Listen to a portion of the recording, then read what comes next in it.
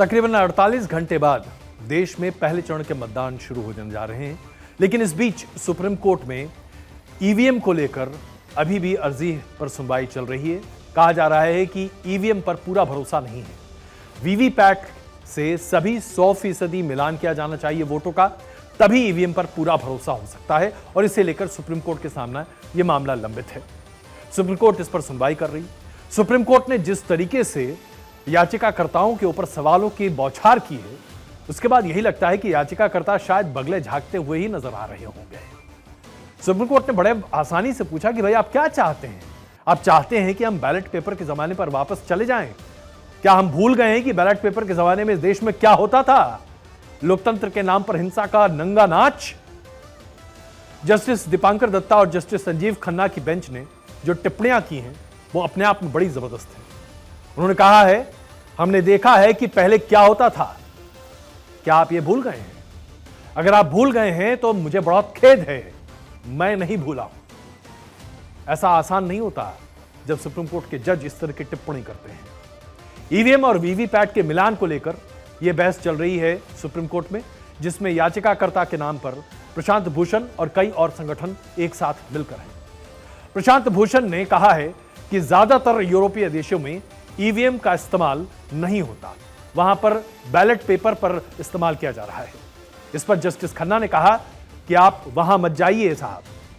संजय हेगड़े साहब ने कहा, जो कि जस्टिस हेगड़े साहब हैं, उन्होंने कहा कि ईवीएम में पड़े वोट्स का वीवीपैट स्लिप के साथ मिलान किया जाना चाहिए।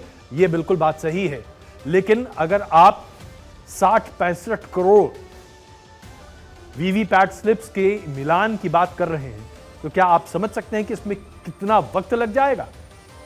चुनाव आयोग की तरफ से जो वकील थे उन्होंने कहा कि साहब इसमें तकरीबन 10-12 दिन लग जाएंगे।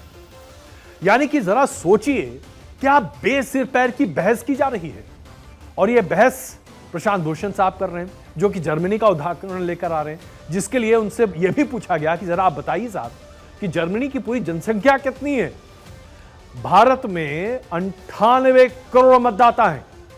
अगर 65% भी मतदान हुआ तो समझिए कि करीबन 70 करोड़ लोग वोट डालेंगे। 70 करोड़ वोट की काउंटिंग में कितना वक्त लगेगा, क्या इसके बारे में कहीं कोई सोच सकता है? और वीवीपैट से अगर 100% मिलान की बात की जाए तो एक ईवीएम मशीन के वीवीपैट से मिलान करने में 40 से 50 मिनट का वक्त कम से कम लगता है। तो जाहिर सी बात है, कम से कम 12-14 दिन तो इसी में लग जाएंगे। आप क्या चाहते हैं कि चुनाव हो, या दरअसल चुनाव के नाम पर एक अलग ही राजनीति और रणनीति निकले?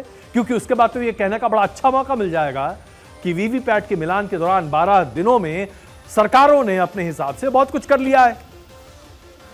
जरा सोचिए किस तरह की दलील है यह, खास करके तब जबकि याचिकाकर्ता प्रशांत भूषण सुप्रीम कोर्ट में यह कहते हैं अपनी अपील के दौरान कि मुझे ईवीएम पर पूरा भरोसा है, लेकिन ईवीएम सॉफ्टवेयर से चलता है और सॉफ्टवेयर को मैनिपुलेट किया जा सकता है, इसलिए ईवीएम का इस्तेमाल नहीं होना चाहिए।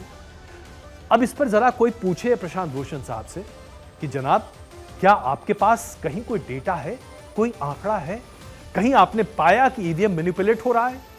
अगर आपने ऐसा कहीं पाया और यह चीज रिकॉर्ड पर है तो सामने रखिए, लेकिन नहीं साहब, हम ऐसा नहीं करेंगे।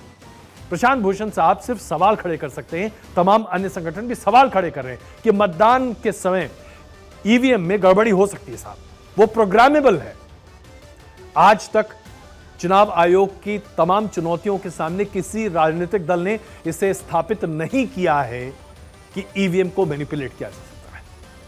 इस पूरे मसले का समाधान के लिए सुप्रीम कोर्ट ने 2019 में अपने जजमेंट में साफ तौर पर कहा था कि वीवीपैट और ईवीएम के इस पचड़े से बाहर निकलने के लिए 2% जितने भी मतदान केंद्र हैं उसके 2% मतदान केंद्र के ईवीएम और वीवीपैट का मिलान कर लिया जाए। 2019 में तकरीबन 2.5 लाख के आसपास मतदान केंद्र थे। 2% के आधार पर 20,700 मतदान केंद्रों पर जो ईवीएम लगे थे उसकी वीवीपैट के मिलान किए गए। सिर्फ 8 ऐसे मामले निकले जिसमें मिलान पूरी तरीके से नहीं हो पाया, जिसे कि ह्यूमन एरर के तौर पर चुनाव आयोग ने किनारे कर दिया। उसके बाद से कई तरह के सुझाव सामने आ चुके हैं कि कितने परसेंटेज मिलान होना चाहिए। जो अब आम राय बन रही है वो ये कहा जा रहा है कि तकरीबन 10% के आसपास वीवीपैट और ईवीएम का मिलान होना चाहिए। यानी कि अभी तकरीबन 2.5 से पौने 3 लाख ईवीएम मशीन्स लगेंगे अलग अलग पोलिंग बूथ में। तो अगर 10% माना जाए तो तकरीबन 2 लाख के आसपास, माफ कीजिएगा 30,000 40,000 के आसपास ईवीएम मशीन्स को आप माफ कीजिएगा, नहीं मैं आंकड़े थोड़ा आपको गलत दे रहा हूं, 10 लाख के आसपास मतदान केंद्र हैं, इसलिए तकरीबन 2 लाख ईवीएम मशीन की वीवीपैट से मिलान होनी चाहिए। अब चुनाव आयोग का कहना है कि इसमें कम से कम 8 घंटे एक्स्ट्रा लग सकते हैं मतगणना के लिए। 4 जून से पहले जाहिर सी बात है उम्मीद की जा रही है कि इसका कोई ना कोई बड़ा फैसला सामने आएगा। लेकिन सबसे बड़ा सवाल तो आज ये है कि जो लोग ईवीएम और वीवीपैट के ऊपर इस पूरे मामले को लेकर कोर्ट का दरवाजा खटखटा रहे हैं, वो खुद ही इस बात से मुतमईन है कि ईवीएम पर उन्हें पूरा भरोसा है। अगर आपको ईवीएम पर भरोसा है साहब, तो फिर आप सवाल किस बात पर उठा रहे हैं? राजनीतिक दल तो अपने राजनीतिक फायदे के लिए सवाल जवाब उठा रहे हैं, आप कहां से बीच में आ रहे हैं? जरा सोचिए, अमेरिका में अभी ईवीएम का इस्तेमाल नहीं होता, वहां बैलेट पेपर पर मतदान किए जा रहे हैं। 36 करोड़ के आसपास वहां की आबादी जो कि वोटिंग पॉपुलेशन है। 36 करोड़ की आबादी के इस वोटिंग पॉपुलेशन में जो बैलेट पेपर की काउंटिंग है वो मैक्सिमम 48 घंटे में पूरी कर ली जाती है, कई बार यह 72 घंटे तक लग जाता है। लेकिन वहां इस बात को लेकर लगातार मांग हो रही है कि ईवीएम का इस्तेमाल किया जाना चाहिए, क्योंकि वहां पर भी मैनिपुलेशन की कई खबरें हैं। यही बात पाकिस्तान में भी निकल कर आ रही है।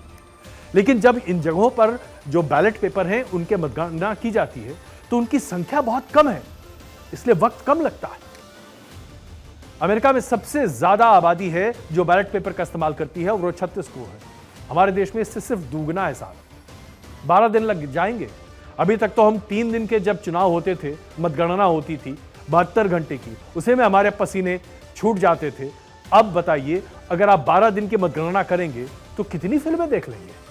याद है दूरदर्शन का वो जमाना जब हर 3-3 घंटे पे फिल्म होती थी और उसके बाद इलेक्शन का बुलेटिन आया करता था? हम कुछ इसी डायरेक्शन में जाने की कोशिश कर रहे हैं क्या? दुनिया आगे बढ़ रही है और ये तमाम लोग हिंदुस्तान को पीछे लेकर जाने की बात कर रहे हैं। खैर, ये बात इसलिए भी अपने आप में बेमायने होता दिखाई देता है क्योंकि इस तरह की दलील सुप्रीम कोर्ट में तो खैर टिकने वाली है नहीं।